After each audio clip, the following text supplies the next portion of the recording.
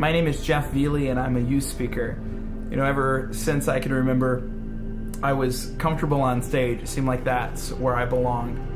When I was 3 years old, I sang karaoke for the first time. I sang Frinkle Frinkle Yiddle Tar because I couldn't pronounce the words. And, you know, whether it was theater, whether it was playing drums, whether it was singing, I always felt alive on stage. I always felt very comfortable there. But that was really the only place in life I felt comfortable.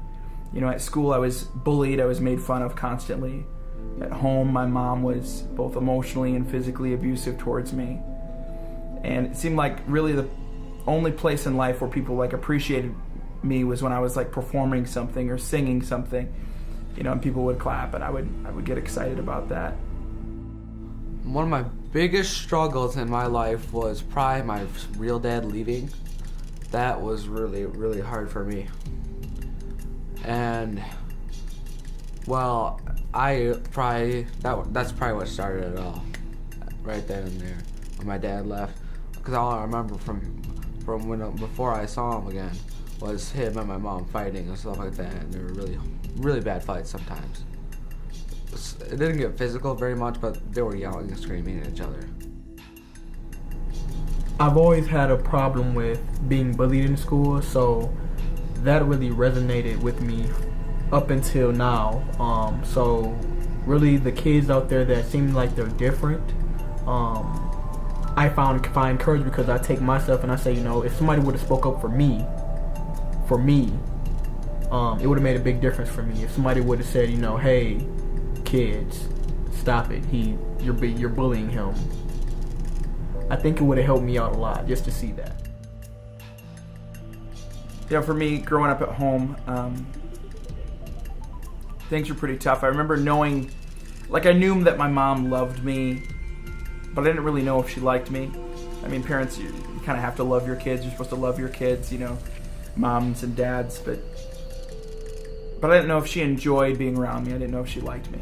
And so that was always the difficult thing for me is when my mom and I were together, like, did she really enjoy the time that we spent together? Did she really appreciate it?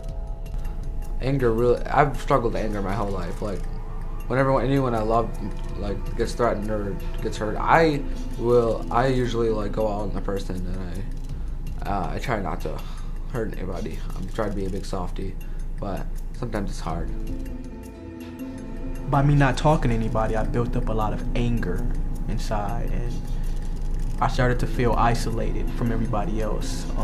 As I grew up, I would lash out at people for no reason and didn't really know why.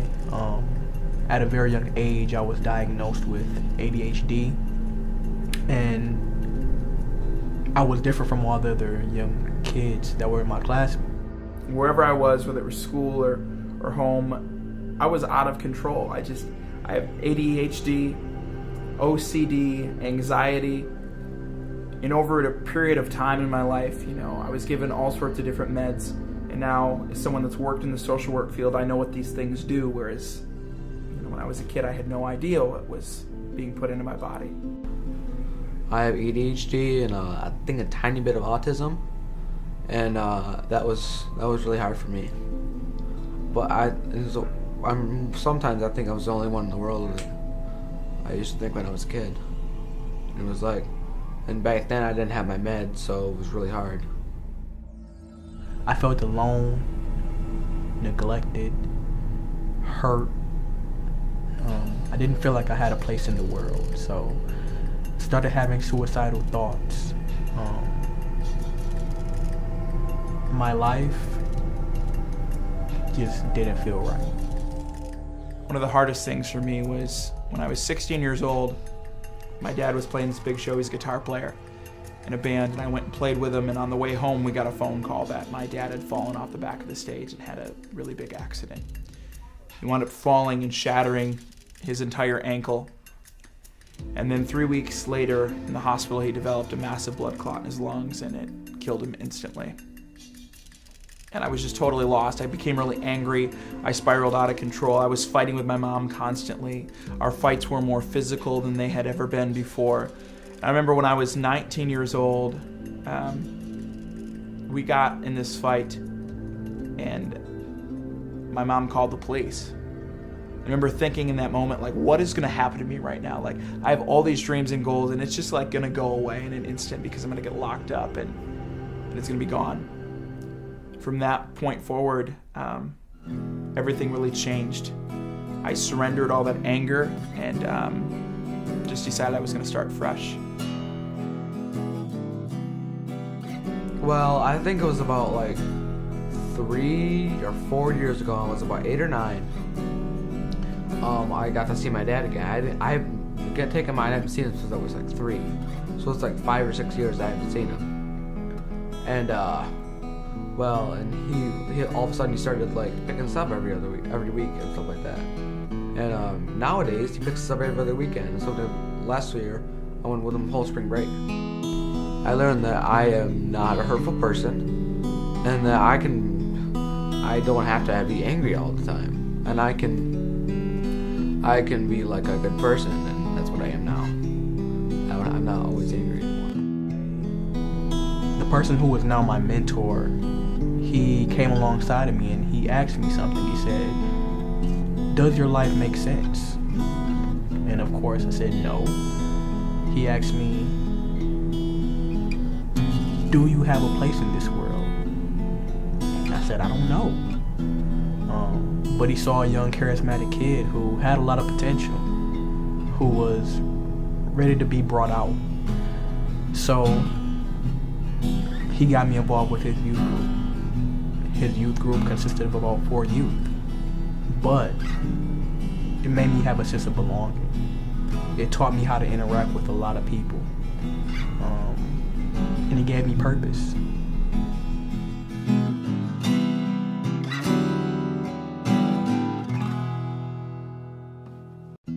I really find voice in speaking up for those who can't or don't speak up for themselves.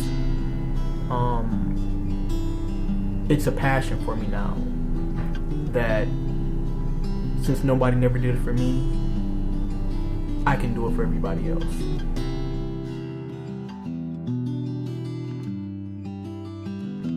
I'll never forget the first night I shared my story. All these kids came up and they like surrounded me. And they're like, "Oh dude, I related with this and this really impacted me and this was so deep. I can't believe that we both went through that." I was like so shocked.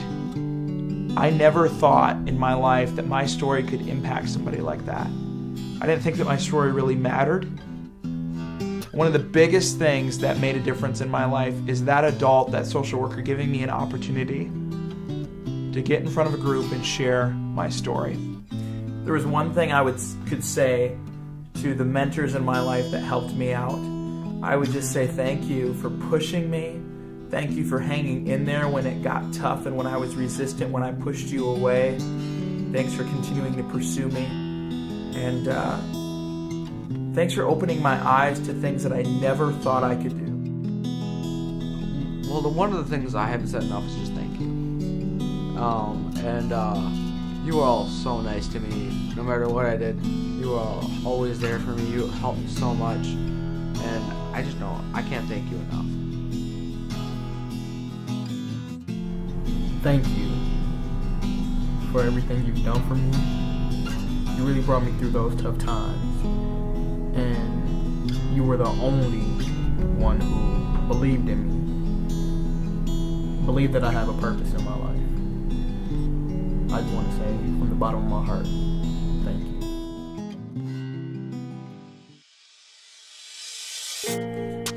What I tell young people today is sometimes in a moment of pain, you find your potential.